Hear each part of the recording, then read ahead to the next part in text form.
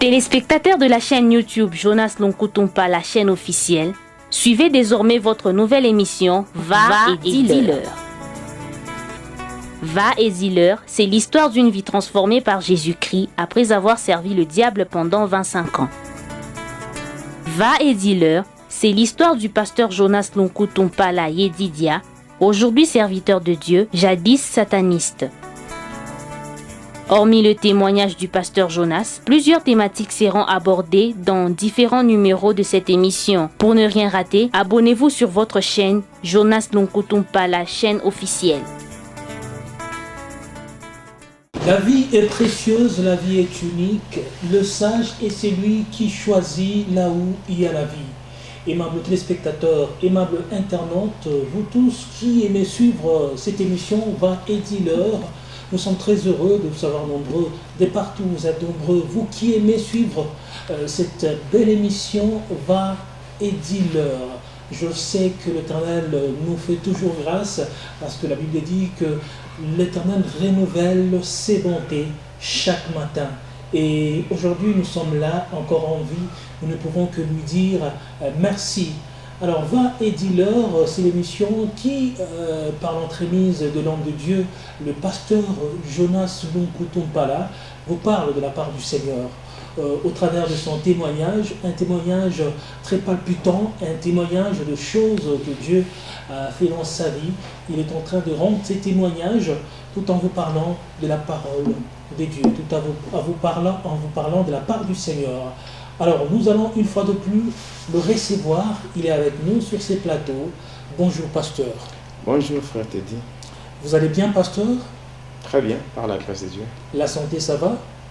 Oui, le Seigneur nous soutient, le Seigneur nous fait grâce.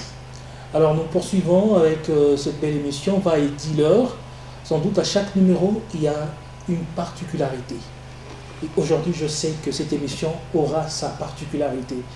Et je sais qu'il y a des choses que vous avez prévues pour les téléspectateurs, pour les internautes, ceux-là qui nous suivent de partout dans le monde. Oui, effectivement, aujourd'hui, comme c'est une nouvelle émission, donc il y a aussi de nouvelles choses qui sont prévues. Donc la dernière émission, on parlait sur le catch, mon initiation, ainsi que le méfait du catch. Et aujourd'hui, je vais parler sur la magie indienne. Voilà, donc comme le thème principal, c'est Va et dis-leur. Va et dis-leur, car ce que tu connais, va et dis-leur, c'est que je fais pour toi, car ce que tu connais n'est pas pour toi seul. Et ça, c'est en fait ce que le Seigneur m'avait dit. C'est une recommandation. Une recommandation divine, mais par après, cette émission qui porte ce nom-là de Va et dis-leur. Cette émission est aussi scindée en plusieurs sous-thèmes. Et à chaque sous-thème correspond une partie du témoignage. Donc par rapport à l'émission d'aujourd'hui, nous allons parler sur la magie indienne. Voilà.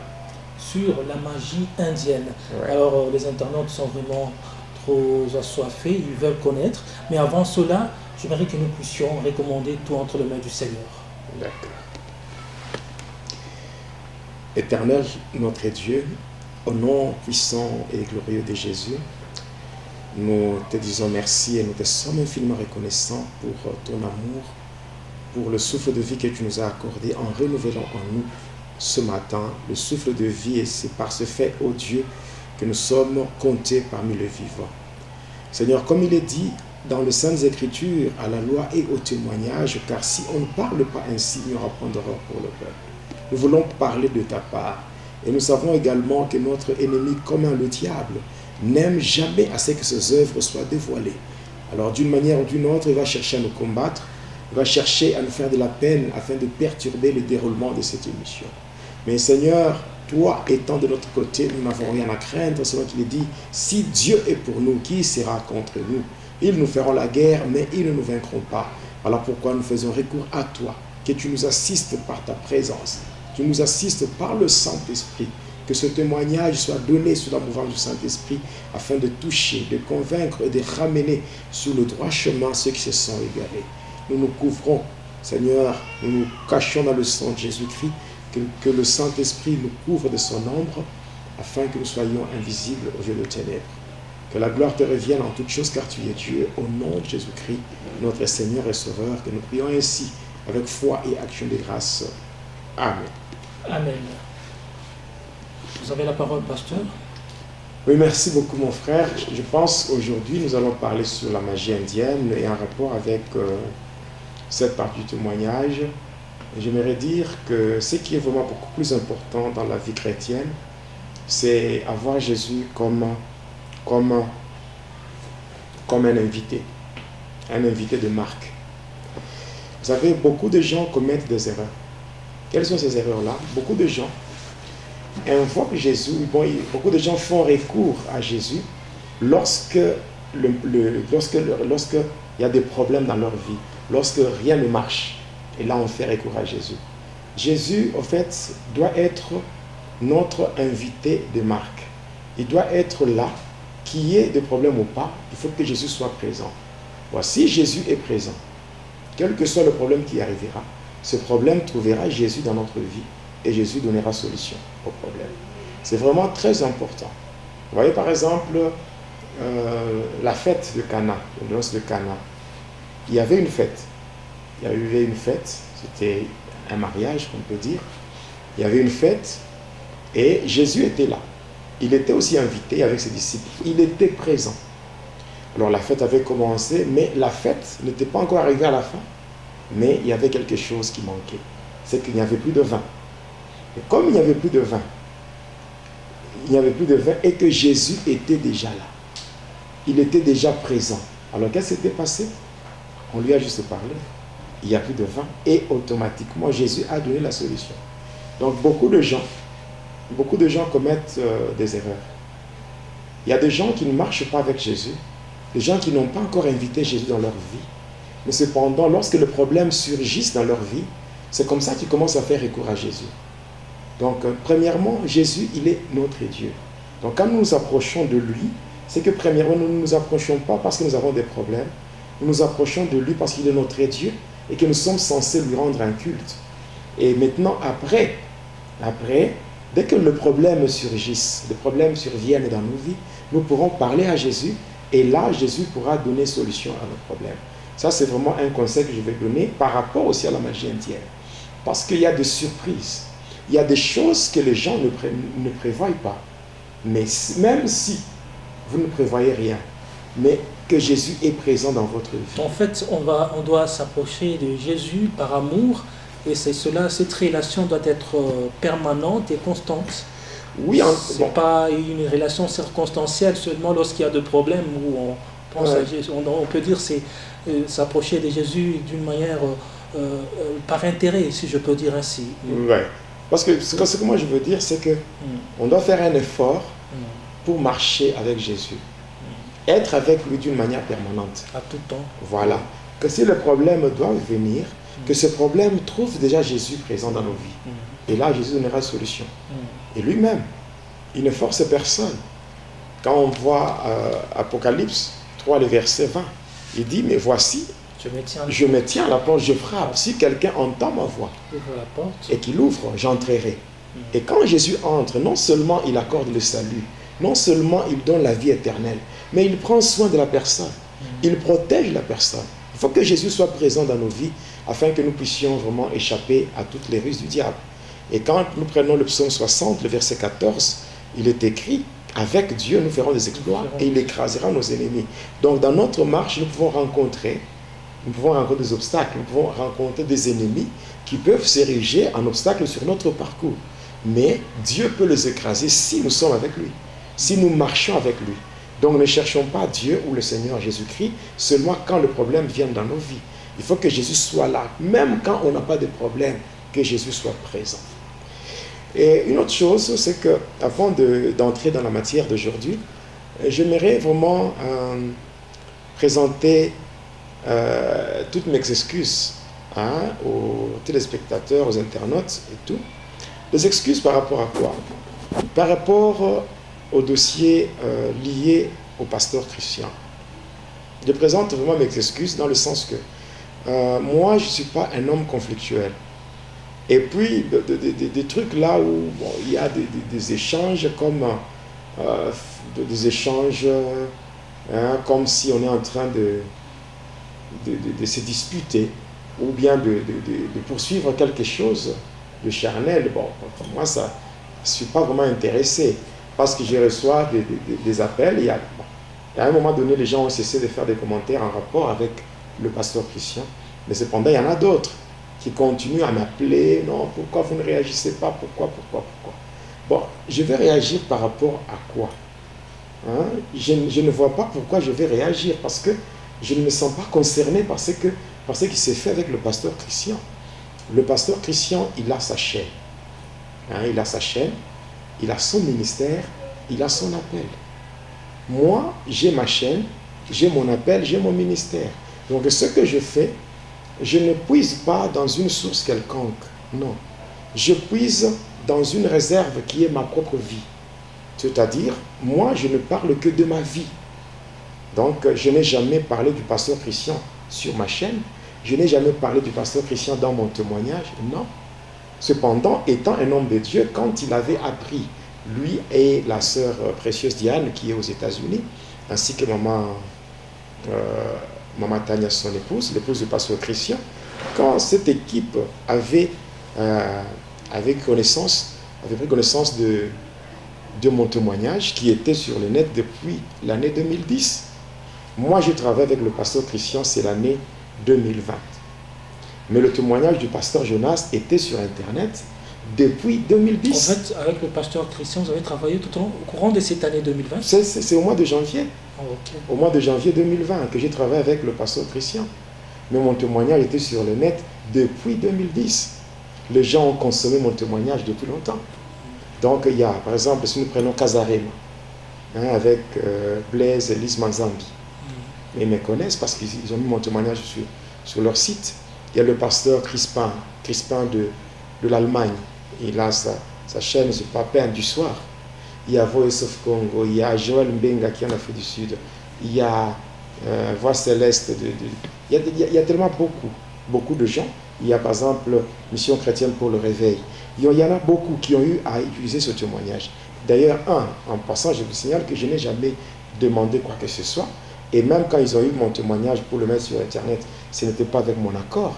Ils sont tombés sur mon témoignage, ils ont trouvé que c'était intéressant et ils ont mis ça sur Internet sans mon accord. Et je n'ai jamais fait de problème à tous ces gens-là. Donc après, le pasteur Christian aussi, il a eu donc la sœur précieuse Diane qui est aux États-Unis. Quand il a eu mon témoignage, le pasteur Christian a eu mon témoignage. Et ensemble, ils sont dans leur équipe de 3 personnes. La sœur précieuse Diane, maman Tania, et aussi le pasteur Christian lui-même. Ils se sont concertés pour voir comment m'inviter afin que j'intervienne, que je parle pour le compte de leur chaîne, la chaîne du pasteur Christian. C'était juste une collaboration. Et il m'a appelé, je suis allé, j'ai travaillé. Donc j'ai travaillé avec lui pendant un petit temps et on s'est séparés. On s'est séparés très bien. Très bien. Mais moi, je trouve anormal qu'on commence à tourner autour de ce sujet-là. J'ai vraiment à tous mes frères, mes sœurs, les internautes et tous les abonnés de la chaîne Jonas Lonkoutoum par la chaîne officielle. En tout cas, je présente mes excuses parce que je n'ai aucune réaction à donner par rapport à tout ce qui se raconte. Donc, le pasteur Christian, c'est lui-même. Quand vous suivez les toutes premières émissions qu'on faisait avec lui, il a été clair dans son langage. Il a dit, lui-même ne croyait pas aux histoires liées au satanisme, des gens qui venaient du monde de ténèbres pour venir témoigner que voilà, j'étais ceci, j'étais cela. Et lui, il a dit qu'il ne croyait pas à ces choses. N'est-ce pas? Et que par après, quand il était à New Delhi, c'est là que le Seigneur Jésus lui-même lui avait parlé. Suivez bien les premières émissions là qu'on a fait avec le Kinshasa. Il a dit que le Seigneur Jésus l'avait interpellé et lui a dit, je vais t'envoyer vers mon serviteur Jonas. C'est lui-même qui a parlé de ça, non? Que c'était Jésus qui lui avait dit de me contacter. Moi, personnellement, je ne connaissais pas le pasteur Christian, je ne le connaissais même pas. Je ne le connaissais même pas. Et c'est lui qui m'avait appelé pour dire qu'il avait à me parler. Donc, quand je lui avais accordé le temps, c'est là qu'il me dira que le Seigneur Jésus lui-même. Et quand je parle comme ça, je prends Dieu à témoin. Il dit, le Seigneur Jésus lui-même m'a dit de t'appeler pour qu'on fasse un travail. J'ai dit, ah bon, comme c'est le Seigneur qui t'a dit ça, je ne peux pas m'opposer au Seigneur. Voilà pourquoi j'ai accepté, je suis allé, j'ai travaillé. Et ce travail a été fait et ça a été mis sur sa chaîne. Et ça a permis aussi d'évangéliser. Oui, d'évangéliser, de gagner les âmes et même d'alimenter sa chaîne. Donc, ce n'est pas une mauvaise chose. Mais cependant, tout ce qui s'est fait comme polémique, rumeur et tout ça, moi, je ne suis pas dedans. Je ne suis pas dedans, d'autres choses pareilles. Je ne suis pas dedans parce que je trouve que c'est la bassesse. Vous vous sentez vraiment clean et pour vous, c'est... Je sens que c'est la bassesse. C'est la bassesse. La bassesse, oui, parce qu'un homme de Dieu, au lieu de travailler pour gagner les âmes, pour chercher à faire ce que Dieu attend de lui, il ne peut pas quand même passer son temps dans des rumeurs, des polémiques, des choses à dormir debout. Je ne peux pas. Je ne peux pas. Et aussi, il y a d'autres qui m'appellent par rapport au témoignage que le pasteur Jean Christian, il y a des trucs, des histoires avec, je pense, le frère, je ne sais pas comment encore son nom, le frère Mathieu Badioko. Mathieu Badioko, il y a aussi l'évangéliste Éloge Ekisi qui est au Canada. Bon, moi je suis clair dans mon langage, parce qu'il faut que les choses soient claires, il faut qu'on évite les zones d'ombre. Moi, je donne le témoignage de ma vie, de ce que le Seigneur a fait dans ma vie. Le pasteur Christian m'a appelé pour un petit moment où on a passé un temps avec lui pour un travail, selon que lui-même avait dit que c'est le Seigneur qui lui avait demandé de me contacter. Et j'ai obéi à cette instruction venant du Seigneur et j'ai fait. Parce que c'est un pasteur, le pasteur Christian. En tant que pasteur, je lui dois du respect. Et par rapport au respect que je dois à un homme de Dieu, et qui m'a parlé de la part du Seigneur, j'ai accepté parce que c'est un homme de Dieu qui m'a parlé de la part du Seigneur. Et je suis allé répondre à cela. C'est tout. Et pour ce qui se passe entre, je ne sais pas, le frère Badioko, c'est Mathieu Badioko. Moi, je ne le connais pas. Je ne connais pas. Le frère Éloge, ou l'évangéliste Éloge qui est au Canada, c'est un frère à moi. Je dirais que c'est un jeune frère. C'est un jeune frère à moi. Je le connais en tant que jeune frère. C'est tout. Et par rapport à donc, toutes ces choses-là, moi, je ne suis pas dedans. Je dis bien, je ne suis pas dedans. Je ne suis pas dedans. Alors, je verrai vraiment avec humilité auprès de tous les internautes, j'aimerais leur présenter des excuses pour dire je n'ai aucune réaction à faire ou je n'ai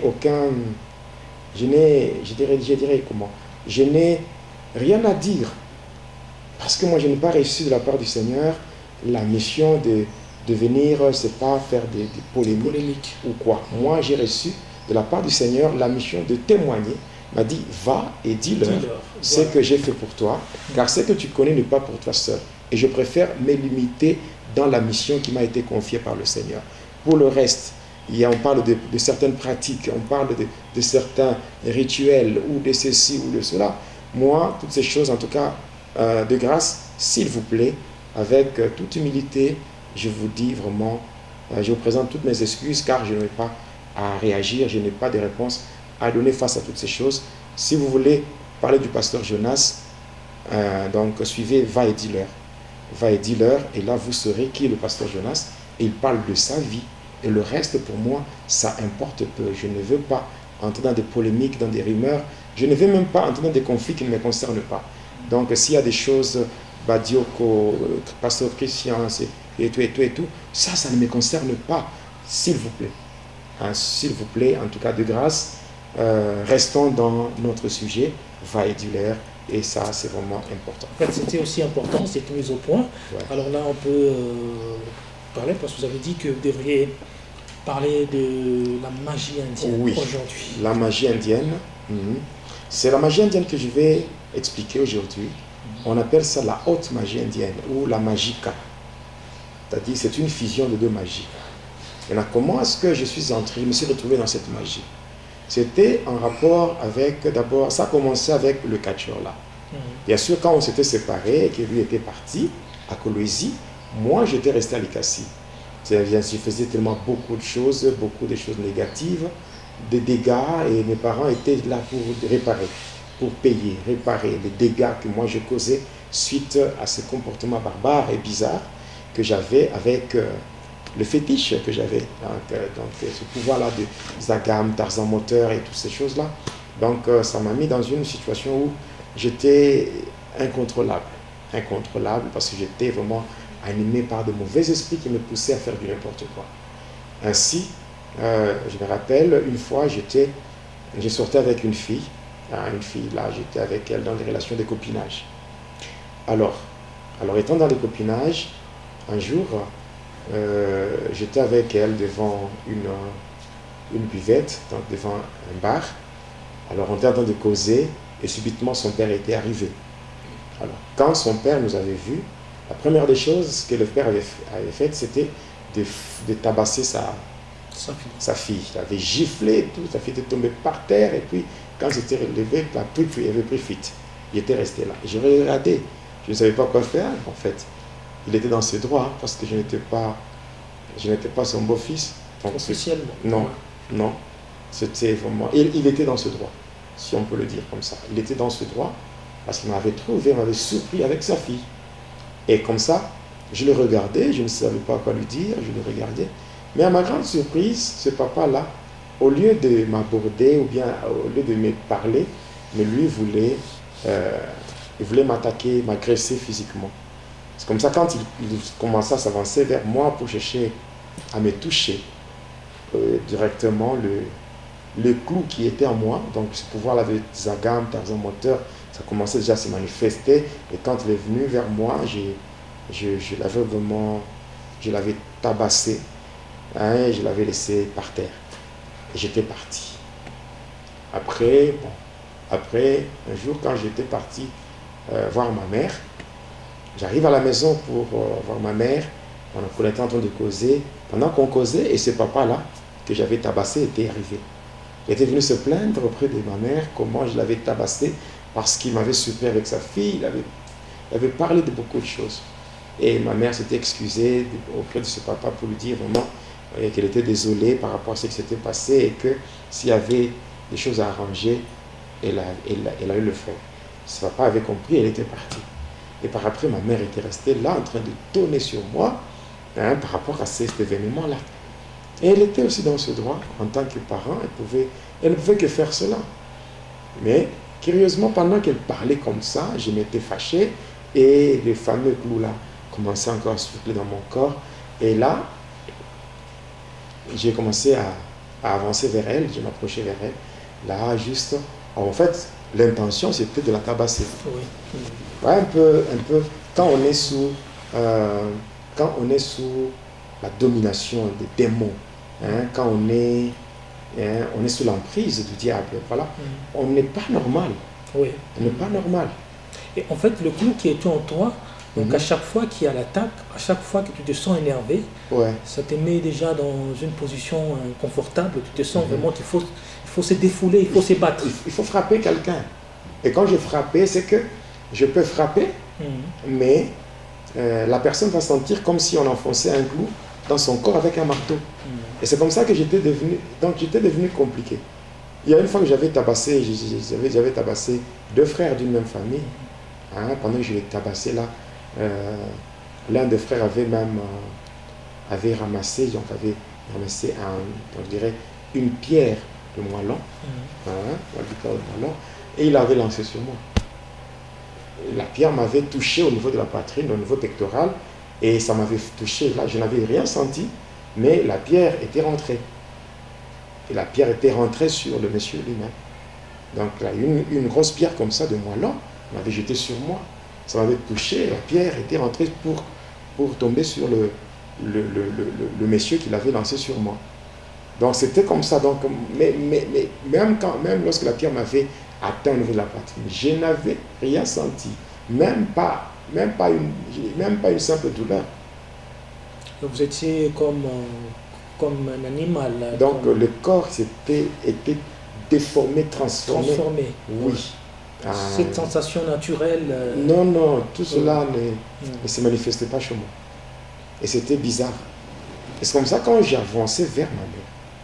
Or, en réalité, un enfant est censé honorer son père et sa mère. Voilà, selon la Bible, il y a une promesse liée à cela. Honore ton père et ta mère afin que tu sois heureux et que ton séjour soit long sur la terre. Mais cependant, moi, je n'étais pas vraiment normal. Et puis là, je m'approchais.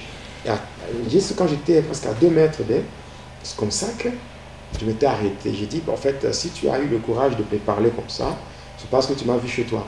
Désormais, tu ne me verras jamais chez toi. Et c'est comme ça que j'avais quitté. Je suis parti. J'étais parti pour habiter à l'hôtel. J'étais en 5e des humanités, au collège, tout à Zamir, à l'ICASI. J'avais du coup même abandonné les études. Et tellement que au collège, tout le monde savait, je brillais tellement à l'école. Bon, en fait, ça, c'est pas le diable. C'est pas le diable, c'est Dieu. Parce que l'intelligence vient de Dieu. C'est Dieu qui m'avait fait créé. Naturellement. Naturellement, oui. Naturellement, je peux dire, même si j'étais dans le mal, ce n'est pas le diable qui m'avait créé.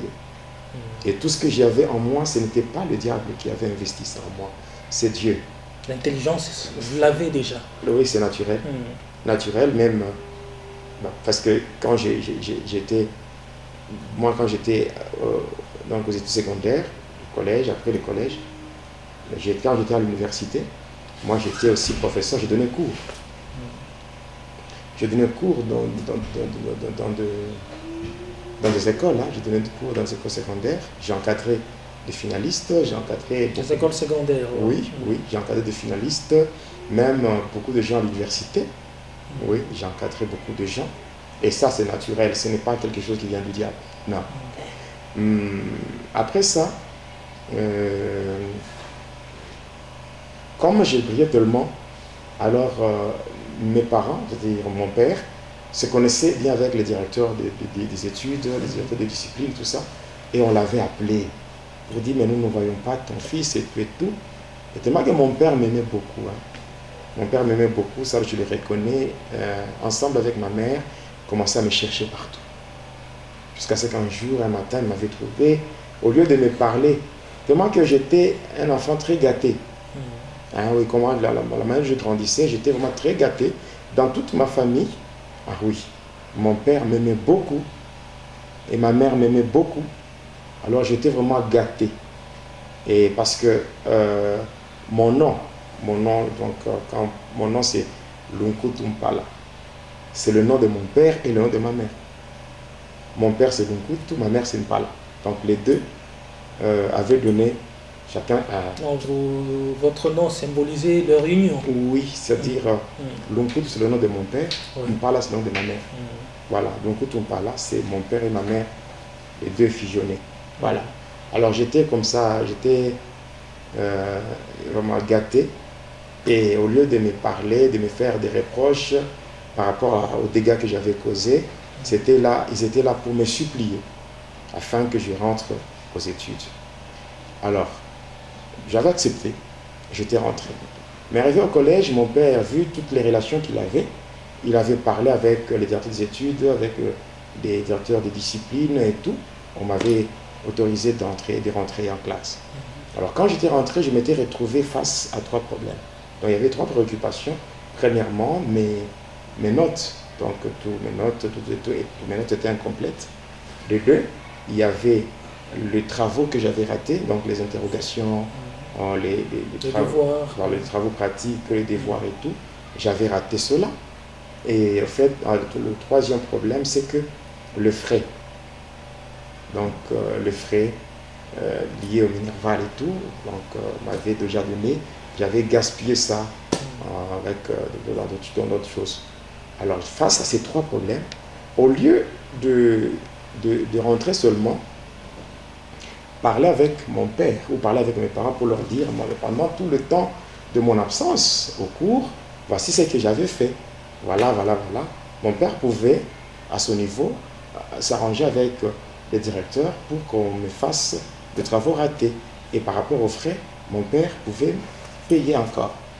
Mais au lieu de ça, au lieu de parler avec mon père, comme j'étais déjà un rebelle, déjà dans ma tête, il y avait la rébellion. Et par rapport à cela, qu'est-ce que j'avais fait? J'avais décidé de chercher une solution par moi-même. Et c'est comme ça que j'étais en train de réfléchir et l'idée qui m'avait été donnée par ce catcheur-là m'était revenue. Il m'avait dit que pendant son absence, si je rencontrais un problème, je devais seulement me rendre sur l'avenue Ouélé, dans la commune de Tchoukoula, à Likassi. Je devais rencontrer un papa là qui devait m'aider pour voir comment remédier à tout ce que je pouvais rencontrer comme problème. Et c'est comme ça que moi, j'étais parti. J'étais parti sur l'avenue Ouélé et j'avais rencontré cet homme. C'était un papa là, originaire de Kisangani. Alors quand je suis arrivé, je m'étais présenté au nom de ce catcheur-là. Alors quand je m'étais présenté, il était content du fait que j'avais cité le nom de ce catcheur. Et ce catcheur-là, c'était en fait son fils spirituel dans la magie. C'était lui qui avait initié ce catcheur-là. Et c'est comme ça, quand je lui avais parlé de tout ce que nous avons eu comme parcours avec le catcheur, il était content, il dit non, voilà, il était dans la joie, il m'a dit en tout cas, c'est encore moi qui l'avais formé et tout. Il m'avait donné tous les détails. Et après, comme cela, il m'avait invité pour que je les rejoigne dans sa maison. Nous étions entrés dans son salon, on était assis. Après, à un moment donné, il m'avait dit de l'attendre. Et il était entré dans sa chambre. De là, il est venu avec un colis. Il y avait dans ce colis, il y avait des éléments. Il m'avait d'abord demandé de lever mon pied. Et il avait pris la poussière de la plante de pied. Il avait pris ma salive et aussi mes cheveux, mes ongles, il l'avait mis dans un mouchoir rouge. Après cela, il était parti pour revenir avec ce colis. Et dans ce colis, quand il l'avait ouvert, il y avait un stylo.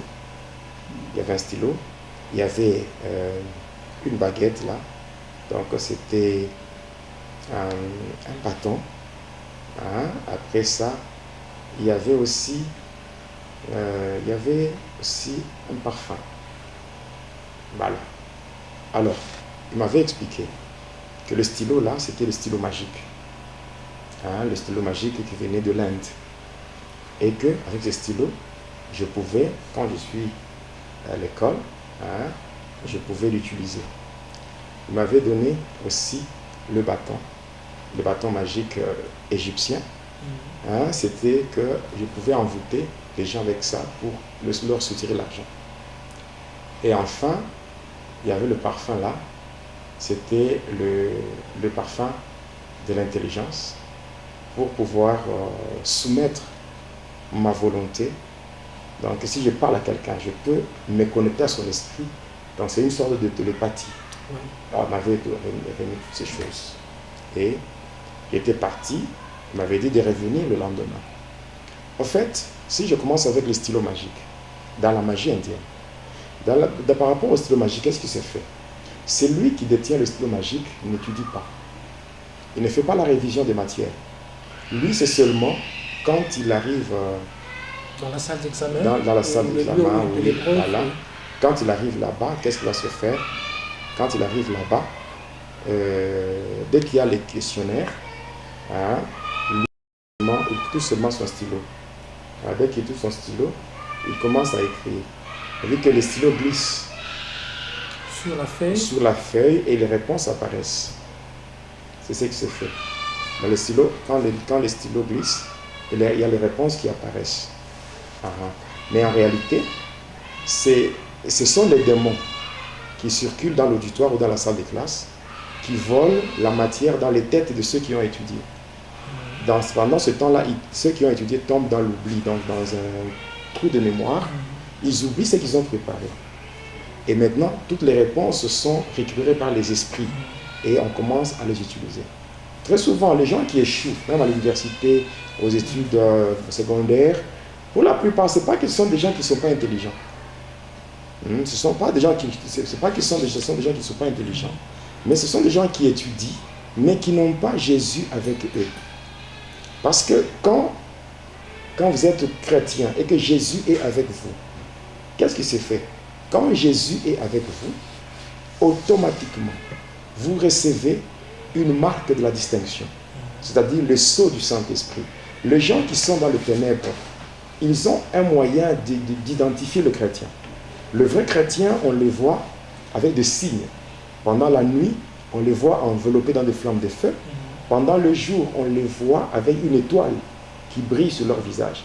Même quand vous êtes un chrétien, vous êtes dans l'auditoire, vous êtes, je ne sais pas, dans une salle de classe.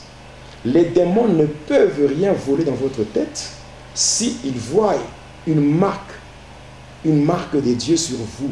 C'est le symbole d'appartenance à Dieu. Même il est dit dans Éphésiens que nous ne devons pas attrister le Saint-Esprit que nous avons reçu pour notre rédemption. En fait, eux la voient, mais parfois la personne elle-même ne peut pas voir ça.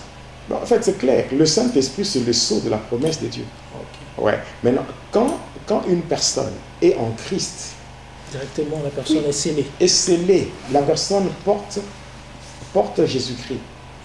Il est dit dans Galates 3,27, vous qui avez été baptisés en Christ, hein, vous avez revêtu Christ. Et cette marque-là, ça peut se perdre, ça peut s'effacer si la personne péché. La personne, quand on commence à attrister le Saint-Esprit en faisant des choses qui ne sont pas conformes à la volonté de Dieu, là, on est en train de chasser. On est en train de perdre cette marque de distinction. Parce que cette marque, c'est le symbole d'appartenance à Dieu. Parce que en fait, même dans le monde des camps de sorciers, les sorciers se reconnaissent passant par leur marque. Ils peuvent regarder l'autre et dire, on voit le signe, celui-là, il est de notre confrérie ou de notre fraternité sorcière. Mais cependant, quand on regarde, on ouvre les yeux mystiques, les yeux des ténèbres. Quand on regarde, on peut voir quelqu'un, on dit, celui-là, il appartient à quelqu'un d'autre. Si vous osez l'attaquer, vous aurez affaire à son maître. Voilà pourquoi le vrai chrétien, ce n'est pas aux chrétiens d'avoir peur de satanistes. C'est aux satanistes d'avoir peur de chrétiens. Pourquoi? Parce qu'un chrétien appartient à son maître qui est Jésus. Et quand vous appartenez à Jésus, Jésus lui-même laisse sur vous une marque de distinction, le symbole d'appartenance. Et même quand je suis en train de marcher, peut-être physiquement, tu ne peux pas voir ça. Mais spirituellement, ceux qui ouvrent leurs yeux spirituels, quand ils les regardent, ils voient ça et ils tremblent. Voilà. Donc, si vous avez cette marque de distinction, ici, cette marque n'est pas liée à l'âge. Cette marque n'est pas liée, ce n'est pas donné aux femmes ou aux hommes. C'est donné à tout celui-là qui craint Dieu, qui est baptisé en Christ, le reçoit, parce qu'il est revêtu de Christ. En fait, il y a des ceux-là qui disent que parfois, lorsqu'on est appelé par Dieu, ou il y a des ceux-là qui sont païens, mais les sorciers n'arrivent pas à les atteindre parce que dans le plan de Dieu, ils sont programmés. Il y a des choses que les gens racontent pour se faire plaisir. Hein. Ce sont des choses, en fait, moi j'appelle ça des choses que les gens veulent qu'on leur dise. Il y a des gens qui aiment dire aux gens des choses que ces gens-là ont besoin d'entendre. Mais il faut dire des choses qui ont un fondement biblique. Parce que notre foi vient de la parole de Dieu. Il est dit dans Romains 10, 17 que la foi vient de ce qu'on entend. Et ce qu'on entend, c'est la parole de Dieu. Il ne faut pas seulement venir avec des slogans, venir seulement avec des histoires, là vous raconter pour faire plaisir aux gens, pour égayer ou pour amuser la galerie. Il faut dire des choses qui sont soutenues par les Saintes Écritures. C'est ça même la base de notre foi. Donc, il y a un problème lié à la marque de distinction. Alors, on ne peut pas voler ce qui est dans votre tête tant qu'on voit sur vous quelque chose qui fait peur. Voilà. Donc, maintenant, le comble de tout ça, c'est quoi? Ce stylo-là a un pouvoir spécifique. C'est-à-dire que c'est seulement son propriétaire qui a le droit de l'utiliser. Le stylo magique. Maintenant, s'il déposait, par exemple, il dépose son stylo, automatiquement, ceux-là qui étaient dans les trous de mémoire, ceux-là qui avaient oublié ce qu'ils avaient étudié, tout revient dans leur tête. Et très souvent, c'est lorsque on demande est-ce que déposer le stylo ou en fait, c'est le moment de remettre les copies et tout. C'est comme ça que les gens se retrouvent, non, je vais écrire quelque chose, mais c'est trop tard. Et tu te sens que maintenant, là, les idées viennent. Les idées viennent. Maintenant, quand, par exemple, quelqu'un veut Et quand quelqu'un d'autre touche à ce stylo, automatiquement, le propriétaire de ce stylo tombe dans la folie. Voilà pourquoi vous allez trouver sur la route des gens qui vous parlent un bon français, mais ils sont des fous. Pour la plupart, ce sont des gens qui ont touché à de telles histoires. Et donc, c'est vraiment spécifique. Mais c'est visible. Ouais. C'est visible. C'est visible. Ouais, le diable peut vous donner quelque chose, mais au même moment, il peut vous piéger par la chose qu'il vous a donnée. Voilà. Parce que vous êtes en classe, vous êtes dans l'auditoire. Donc c'est impossible. Donc, il y a des moments où vous pouvez oublier. Et si on arrivait à t'échapper ça, à tes voler ça? Tu tombes encore dans la folie. Parce qu'il ne faut pas que ça soit touché par quelqu'un d'autre. Wow, la condition, elle est tout autre. Voilà. Alors, après ça, il y a le bâton magique. Le bâton magique, là, je pouvais l'utiliser. Donc, dès que je touche ce bâton, j'ai fait des incantations, je prononce quelques incantations, et par après, je peux voir quelqu'un. Je lui demande l'argent. Il ne va pas hésiter. Il ne va pas hésiter. Ce que je faisais avec mon père, je pouvais aller chez lui, je dis, ben, j'ai besoin de l'argent pour le mémoire. Il donne. Je pars, j'utilise pour faire autre chose. Je rentre, je dis, j'ai besoin de l'argent. Il va oublier qu'il m'a déjà donné. Je peux prendre même 7 fois. Pour un seul mois, je prends l'argent de... Donc je prends 7 fois pour un seul mois. Et après, bon, si je me dis, bon, en fait, c'est facile, bon, pour ne pas le faire souffrir, je vais payer. Mais il ne saura même pas qu'il m'a déjà donné autant de fois pour un seul mois. Voilà. Et ça, même les gens qui font des dettes à gauche, à droite, il y a des gens qui touchent au fétiche pour faire des dettes. Ils peuvent venir chez vous, dites, non, quand il n'est pas là, en tout cas, cette fois-ci, même s'il osait, même quel que soit le problème qu'il peut avoir, je ne donnerai pas, je ne céderai pas. C'est parce qu'il n'est pas là. Dès qu'il surgit comme ça, il va vous parler. Vous allez oublier tout ce que vous avez dit. Vous prenez l'argent, vous lui donnez, et il part. Et il y a des gens comme ça. Et moi, quand j'étais dans le satanisme, maintenant, quand je m'étais vraiment enfoncé dedans, et quand nous étions en train de former, de créer des églises des satanistes, tous les pasteurs satanistes, oui, ils m'ont donné tous ces bâtons-là. C'était un bâton d'envoûtement pour faire les appels de fonds.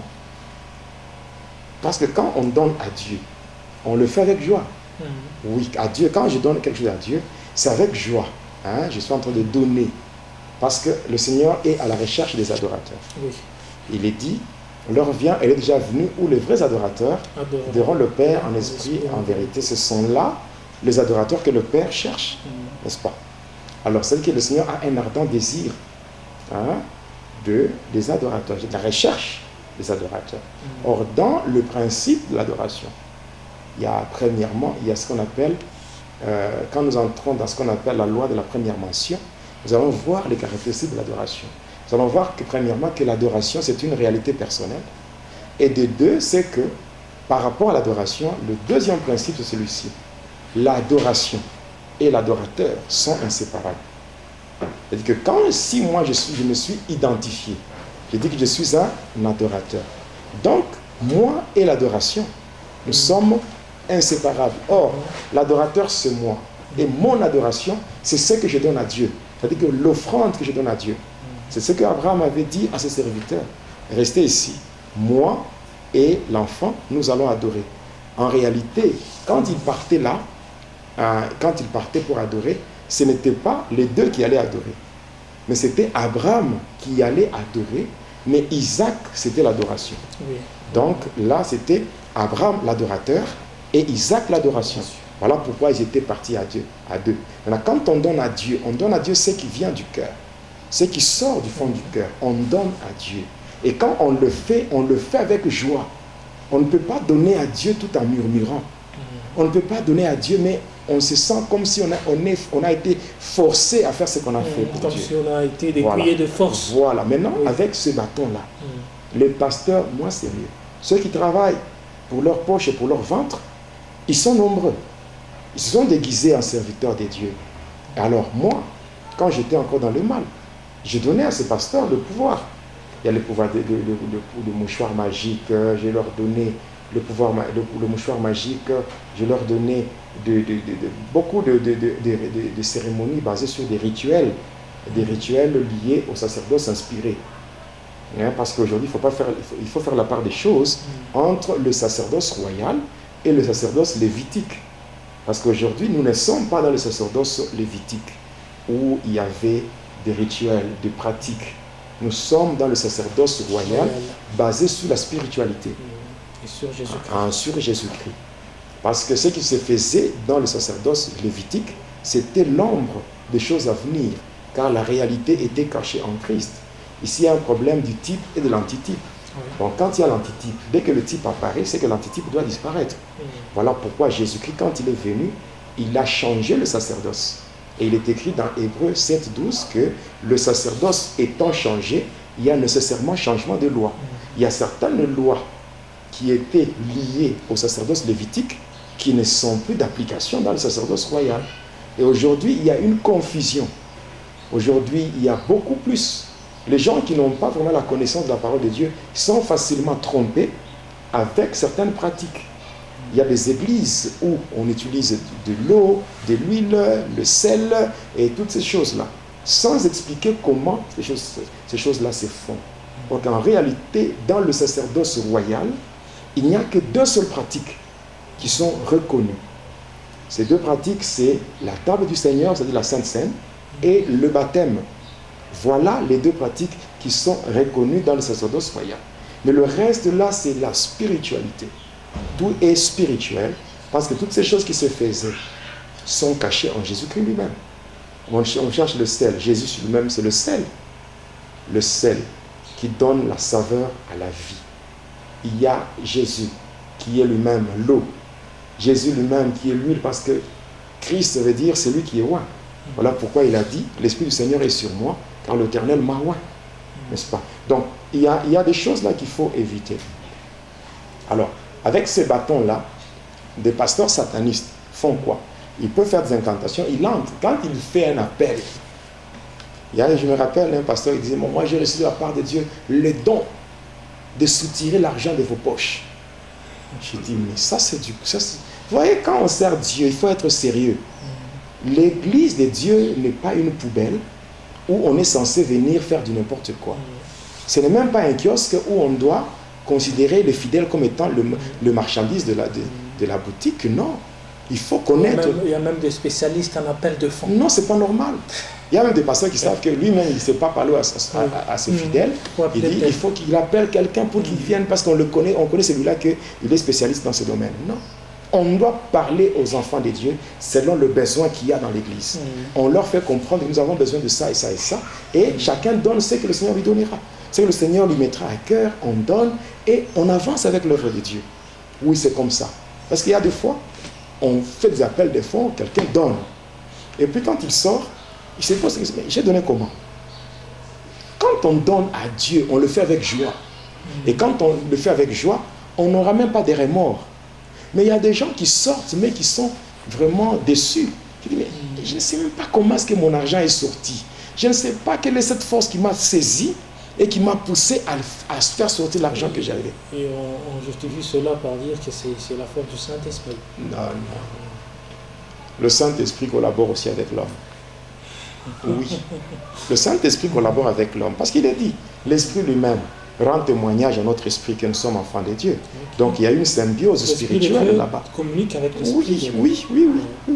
Donc quand le Saint-Esprit te convainc de faire quelque chose, tu vas le faire avec joie. Et après avoir posé l'acte, tu ne vas pas te retrouver triste, déçu avec des remords. Non.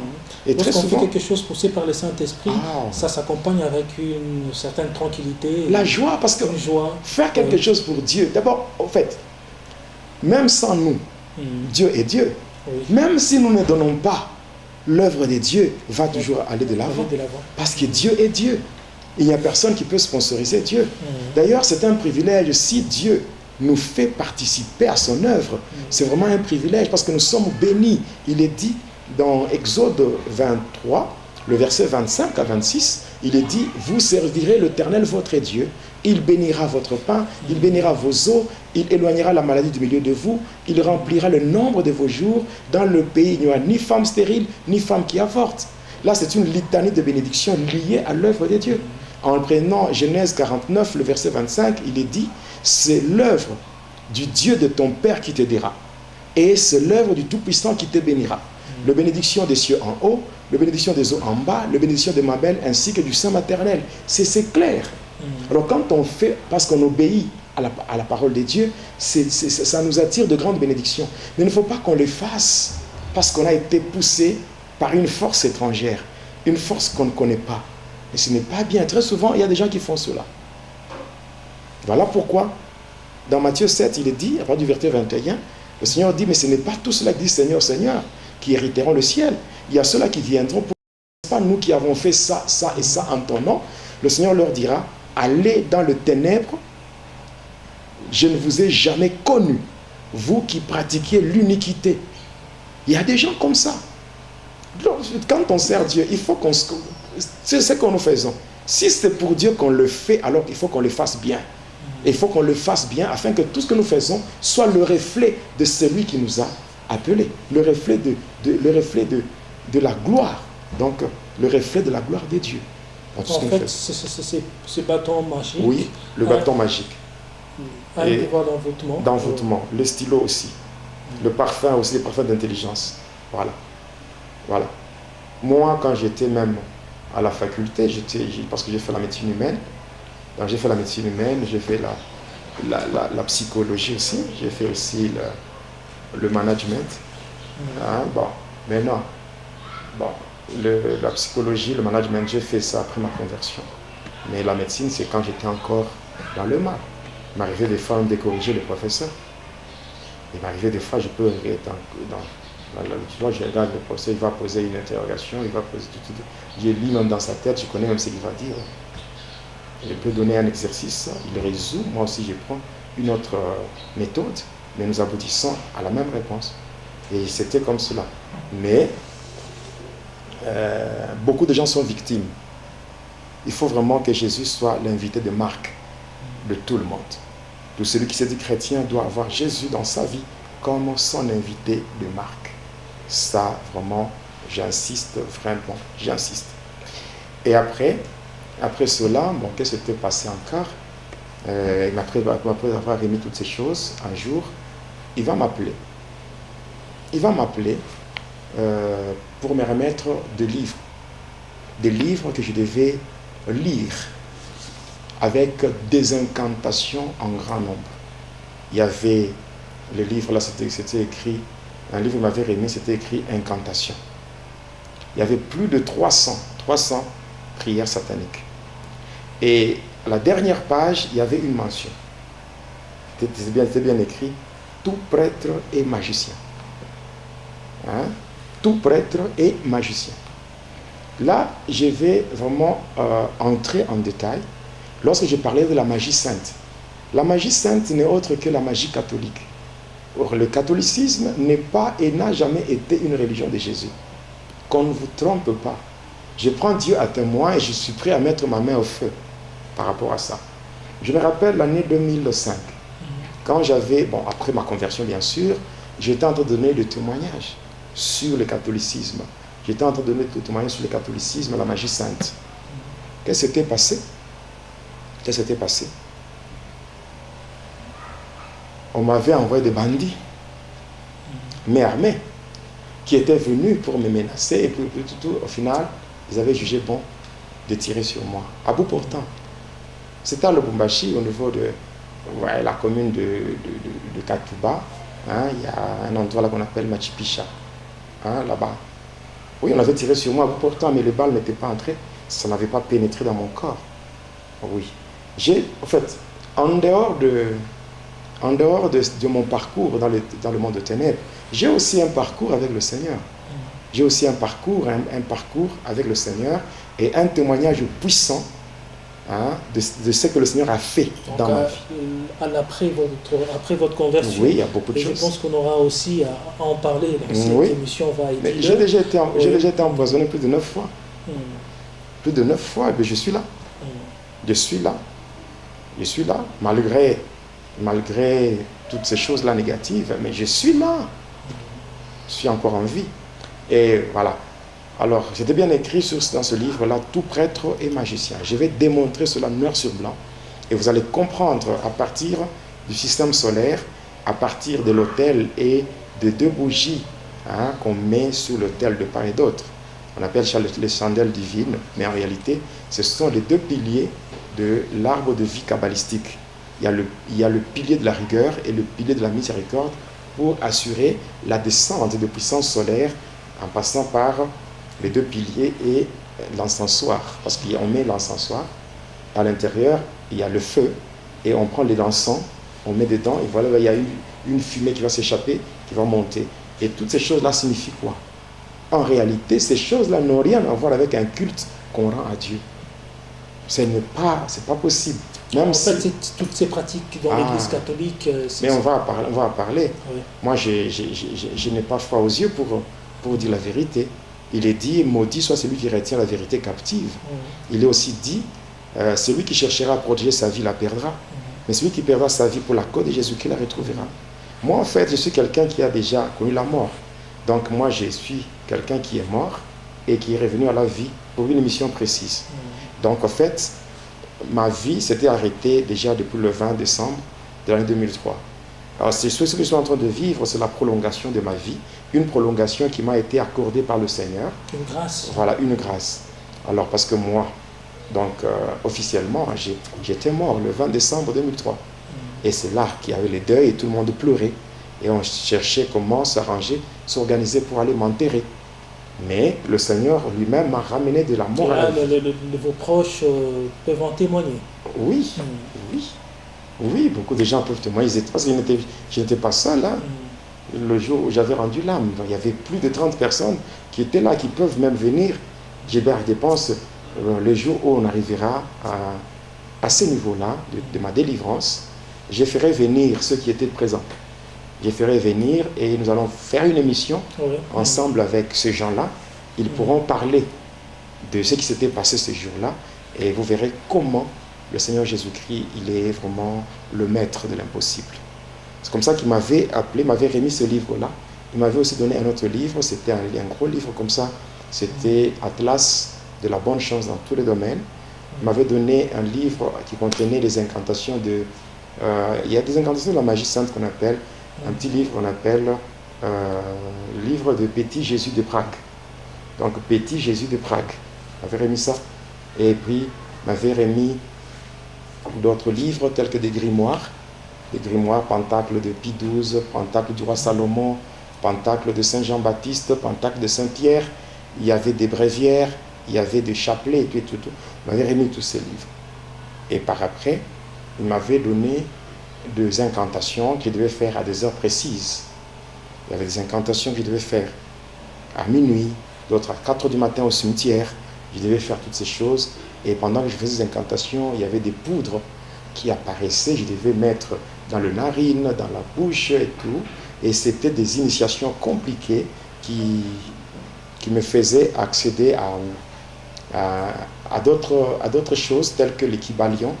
Il y avait d'autres langues. Donc ça m'a donné maintenant la capacité d'entendre les différentes langues et de parler aussi. Parce que quand j'étais dans le satanisme, j'ai parlé presque toutes les langues. J'ai parlé le français, l'anglais, l'espagnol et tout. J'ai parlé le latin. Et maintenant, vous avez oublié d'autres langues? Ah, c'était un grand travail. Hein. Un grand travail pour ma délivrance, pour ma conversion. J'ai demandé au Seigneur, aide-moi à oublier ces choses. Je maîtrise bien le français, le swahili, je maîtrise bien. Mais je ne connais même pas pour le moment, je ne connais même pas la langue maternelle, je ne connais pas. Je peux entendre quelqu'un parler. Bon, l'espagnol, oui, je peux entendre un peu. Et bon. En fait, vous avez oublié toutes ces langues-là. L'anglais, oui, j'ai quand même... je parle quand même l'anglais.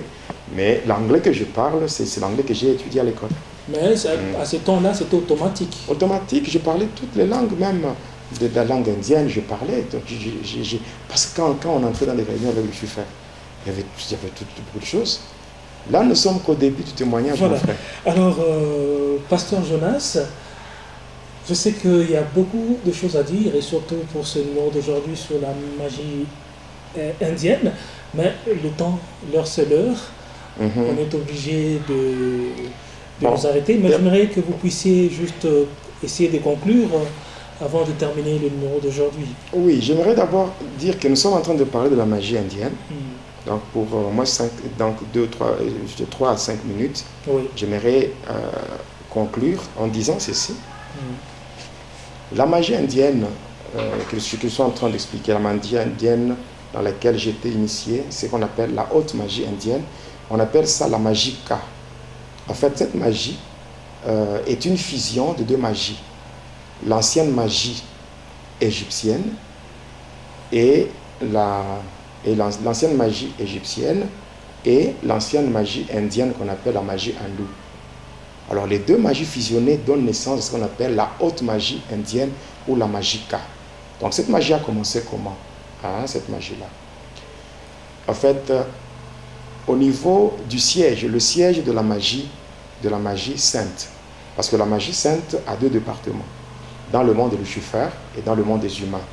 Dans le monde de Lucifer, le siège de la magie sainte, c'est un état dans un état, c'est-à-dire l'état du Vatican, qui se retrouve dans l'état d'Italie.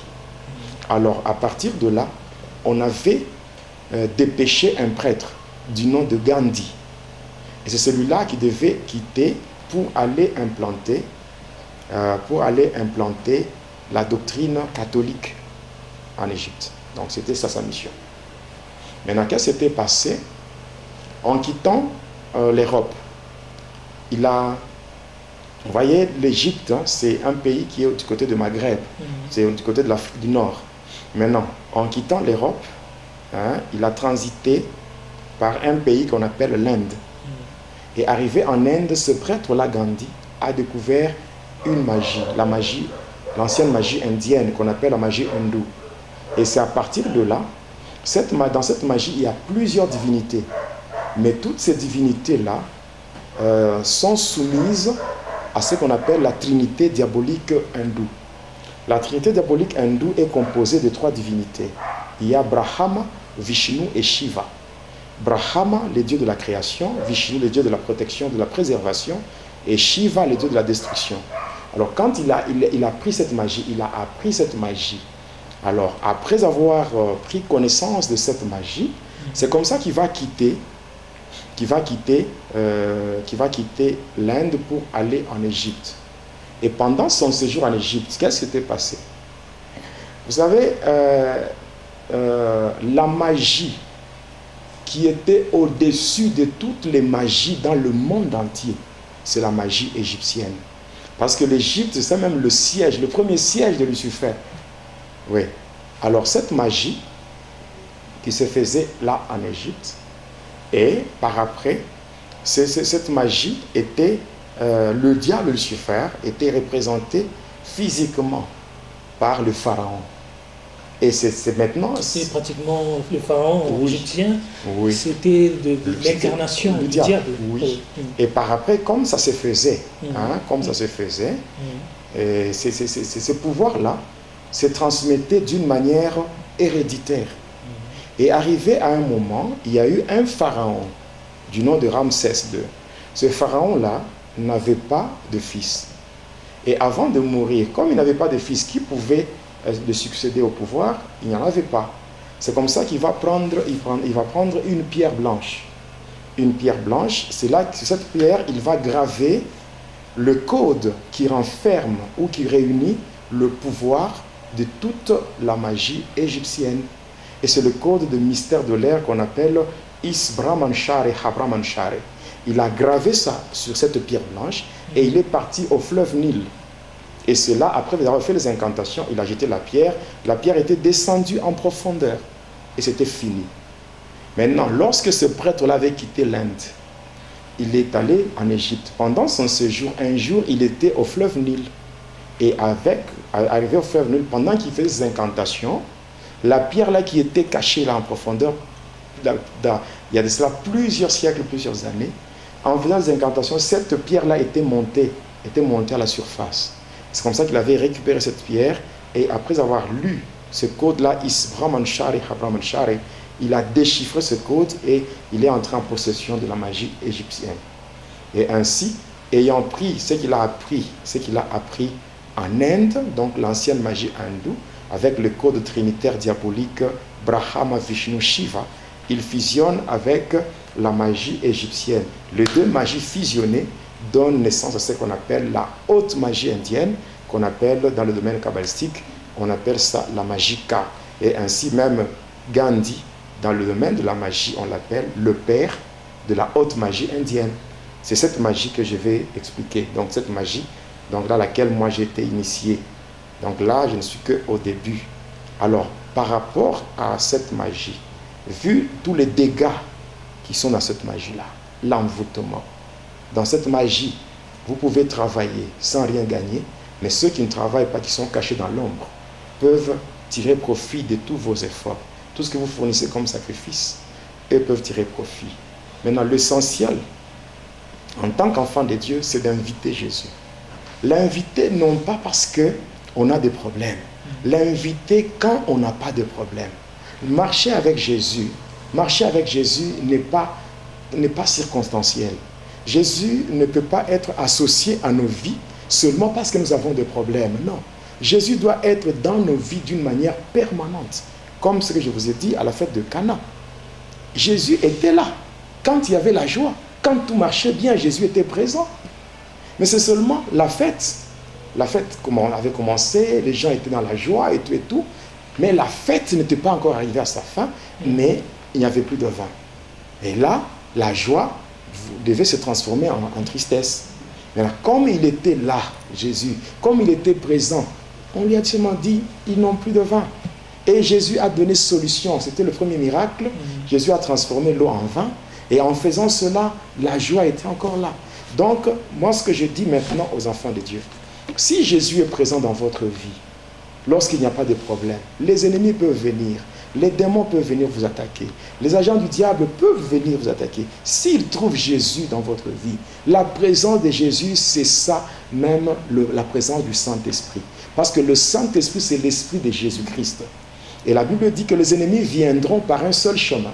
Mais l'Esprit de l'Éternel les dispersera en 7 chemins différents. L'Esprit de l'Éternel, c'est ça le Saint-Esprit. Or, le Saint-Esprit, c'est l'Esprit de Jésus-Christ. Alors, si Jésus est présent dans nos vies, si nous l'avons déjà invité, moi j'aime bien rester avec Jésus, même si tout le monde peut m'abandonner, mais je ne prendrai jamais le risque de détruire ma relation avec Jésus. Je peux tout perdre dans ma vie, mais je ne perdrai jamais Jésus. Je resterai avec lui toute ma vie jusqu'à la fin de mes jours, parce que si Jésus est dans ma vie, je suis dans la sécurité, je suis rassuré. Et toi qui m'écoutes, je lance cet appel. Jésus lui-même, qui est mon invité de marque, je verrai qu'il soit aussi ton invité de marque en acceptant seulement, ce que lui te dit dans Apocalypse 3, le verset 20. Il dit, voici, je me tiens à la porte et je frappe si quelqu'un entend ma voix. Le problème n'est pas d'abord de chercher la solution au problème. Le problème est d'abord de chercher celui qui peut donner solution à ce problème-là. Tu peux avoir un problème. Ne cherche pas d'abord la solution au problème. Cherche celui qui donnera solution. Et celui qui donnera solution, c'est Jésus. Il doit être dans ta vie, surtout quand tout marche bien. Et lorsque les problèmes viendront, lorsque les ennemis viendront, ces problèmes et où ces ennemis trouveront Jésus dans ta vie et Jésus finira par donner solution. Voilà pourquoi aujourd'hui je lance un appel à tous ceux qui me suivent. Parce qu'il y a déjà beaucoup de gens qui donnent leur vie à Jésus-Christ, passant par ce que nous faisons. Il y a des gens qui m'appellent, il y a des gens qui m'écrivent, qui donnent leur vie, il y a des gens qui se répandent, il y a même ceux-là qui font la cure d'âme. Tout ça, c'est pour que la gloire revienne au Seigneur et que les âmes soient sauvées.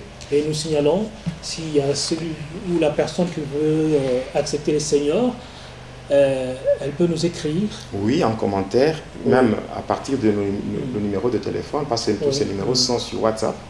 La personne peut nous écrire, peut nous appeler directement ou nous écrire sur WhatsApp. On saura toujours quoi faire, en passant par l'orientation que le Seigneur lui-même va nous donner. Alors c'est sur une bonne note qu'on a terminé ces numéros d'aujourd'hui. Et j'aimerais qu'on puisse bien terminer par la prière. Oui, Éternel, notre Dieu, il est écrit, le Fils de Dieu apparut afin de détruire les œuvres du diable. Je sais que le diable procède par l'envoûtement, par l'enchantement, par la sorcellerie et par d'autres pratiques. Seigneur, ô Dieu de gloire, tes enfants ont suivi cette émission, ce témoignage.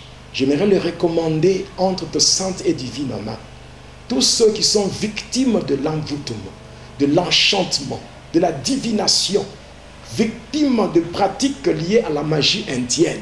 Je sais et je reconnais, Seigneur, que ta main n'est pas courte pour sauver. Tes oreilles ne sont pas dures pour entendre. Et il n'y a aucune circonstance, ô Dieu, qui peut demeurer constante devant ta main puissante et agissante. Alors lève-toi, ô Dieu, par ta droite triomphante, et que par ta puissance, que le chêne soit brisé, que le lien soit coupé, que l'envoûtement périsse, que tes enfants soient libérés au nom de Jésus. Oui, Seigneur, tu es mort à la croix pour que tes enfants soient libérés. Et il est écrit, vous avez été rachetés à un grand prix, alors ne devenez plus esclaves des hommes. Seigneur, agis, tu es mort pour que ces âmes soient libérées. Oui, il est dit, c'est pour la liberté que tu nous as affranchis. Alors, Seigneur, permets à ce que l'envoûtement soit détruit, que tes enfants soient libérés, quel que soit l'endroit où ils ont été emprisonnés. Laisse que ta main le libère. Tu es celui qui nous tire du filet des loisonneurs. Que le filet soit rompu et que tes enfants soient libérés au nom de Jésus. Oui, Seigneur, merci pour tout. Merci, Seigneur. Que tes enfants soient cachés entre tes saintes et divines mains, car je sais que ceux qui sont entre tes mains, personne ne peut le toucher. Je bénis, Seigneur, la vie de mon frère Boni, la vie de mon frère Teddy. Tous les deux, je les abandonne entre tes saintes et divines mains. En faisant cette émission avec moi, oh Dieu, c'est un sacrifice et ils l'ont fait, Seigneur, pour toi. Ils l'ont fait parce que ce sont tes enfants, ce sont des chrétiens qui sont là pour te faire plaisir.